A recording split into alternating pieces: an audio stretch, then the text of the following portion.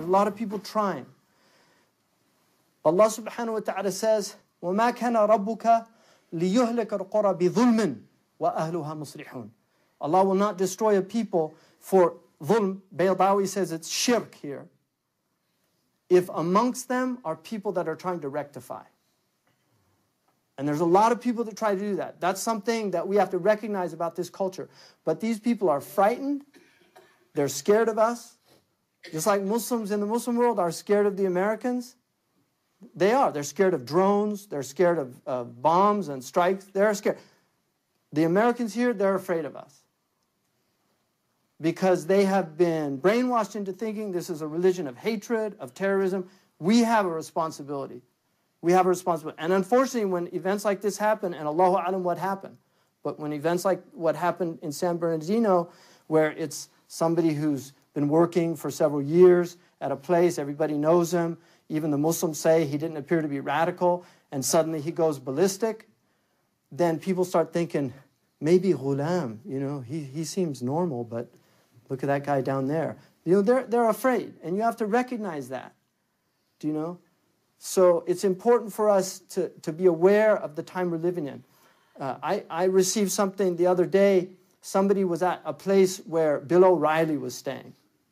And Bill O'Reilly was having dinner, and there was a Muslim family in a table next to him, and they started having a debate, should we reach out to him and just ask him to... And some of them said, it's a waste of time. He won't do anything. There's no benefit. And some of them said, no, we should do something. So they got a dessert, and they sent it over to his table, just as a gift. And then he acknowledged them. The next day, they saw him again, and they decided to approach him. And one of them sat and had a long conversation with him about being a Muslim and what Islam is. After the San Bernardino incident, when he mentioned it, he mentioned this man at the table.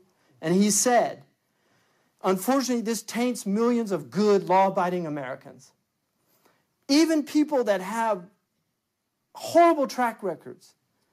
If idfa' billati hi ahsan, listen to the words of Allah. Idfa' billati hi ahsan. Don't return a wrong with another wrong. That's true. جزاء سيئة سيئة مثلها ومن عفا وأصلح فأجره على الله. That's true. Allah says, you can redress wrong with justice, which He called a sayyah. It's not a sayyah, but it looks like it because it's harsh and it's intiqam.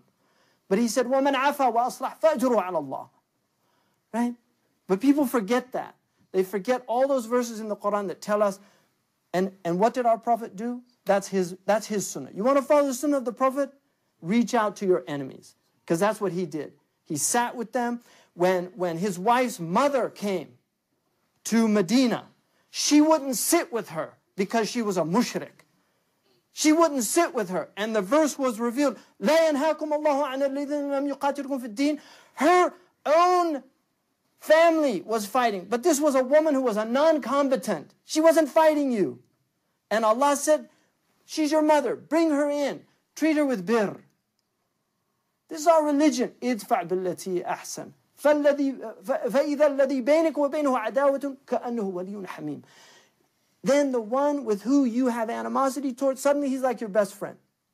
وَلَا تَيْأَسُوا مِنْ رَوْحِ اللَّهِ. Don't despair of the grace of Allah. Because the people that hate Islam most, according to the Prophet, أَشَدُّ النَّاسِ كَرَاهِيَةً لِلْإِسْلَامِ, become the best supporters of Islam.